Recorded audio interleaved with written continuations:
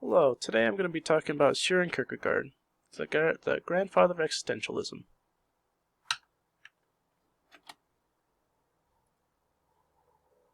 First, some background. So he lived and died in Denmark at the age of 42 from complications involving tuberculosis. He was always frail as a child and didn't get out much due to his frail nature. He was always bedridden for most of his early life, and then because of this, he didn't have much of a social life, and it didn't translate very well. Um, he didn't have much of a love life either. The love of his life broke his heart and left him for another man. I feel like this deeply hurt Soren, just because he was never quite the same, and it kind of influenced his view on the world as a result. Existentialism is kind of him laughing at the world and how meaningless it is to fight against it. Um, but more specifically, I'm going to be talking about his three stages of life, or what he considers are his three stages of life. So, the three stages of life that he has is 1, the aesthetic, 2, the ethical, and 3, the religious. It is important to note that though they are three stages of life, it is incorrect to put them in this fashion, since you can leap between the first and the third, and the second and the first. It's mainly just how you live your life. You can often be living your life in both the ethical and the religious, or both the ethical and the aesthetic. But it's more common with the ethical and the religious, since it's more of a gray line between those two. Um, so the first one is going to be the aesthetic. This is essentially living your life as happy as you possibly can. The goal of the aesthetic is to maximize your pleasure and minimize your pain at any cost. This is people using money to buy cars, buy houses, play games, watch movies, watch TV shows, anything that gives your life joy. That is strictly just for enjoyment is considered the aesthetic. So if you want to drive a new car because you really enjoy driving, you're getting the car for the aesthetic purpose of it. If you furnish your house with full gold and silver, you're doing it strictly for the aesthetic purpose, just to make yourself happy. However, the love is also can be considered an aesthetic. If you spend your life running around chasing love or being in love, you are being in love strictly for your happiness. Um, that is, unless you go to stage 2, which is the ethical. We will hit on that in a little bit.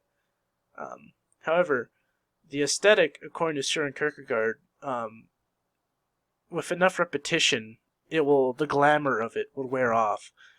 So you could be like a fine wine connoisseur or some other thing, but like once you taste enough wine, you'll be tired of wine. You'll get bored of tasting wine. If you watch enough TV shows, you'll be bored of watching TV shows. If you raise enough money, you'll be bored of it. This leads you in a really vicious hamster wheel-like pattern, I would call it, in which you're constantly trying to chase the next high, the next best thing, the next thing to help you achieve happiness for just a little bit of time. And most people are trapped in the aesthetic all their lives just because they're trying to live their life maximizing their pleasure and minimizing their pain as best as possible. The only way to escape it is to transcend to the next stages of life. So once you realize that you're in this vicious stage of just wanting the next best thing, Soren Kierkegaard says the next thing you're going to do is jump to the ethical, most likely. The ethical, by the book standard, is a textbook example of the ethical would be being a parent. Sacrificing your happiness for the happiness of another is essentially what that is. A true parent, in the sense, would sacrifice most happiness in order to provide happiness to their child. You're living for someone else. You're constantly just existing for them, so that they can improve and live the best life they can. But that being a parent isn't the only thing. You can be in the ethical by obeying the laws. Not speeding because it's illegal. Don't steal because it's illegal. You don't kill people because it's illegal. However, the last one, it gets a bit gray with my next example, which is the religious. So in between the ethical and the religious, Soren Kierkegaard says that you need to take a leap of faith, is what he calls it, in which you cast aside all your doubt and everything that you have doubted, everything you doubt, and you're like, this is not real. Look at how gloom and doom this is. He says just cast that away and just completely throw yourself into religion, into Christianity. So he basically says just throw it all away and jump to God. This leap of faith is the official way to be in the religious once you disregard everything and jump to the religious. An extreme example of someone living in the religious would be Abraham, when he was commanded to sacrifice Isaac. He was willing to do so, despite the fact that morally he knew that it was wrong to kill his own son by ethics, and he knew that it would be wrong for him to kill his son. But he was going to do it anyways. His faith was so strong that he was willing to cast aside his ethics in order to fully devote himself to the higher being. He was eventually stopped. I'm not sure by who, but he would have sacrificed his son because God told him to.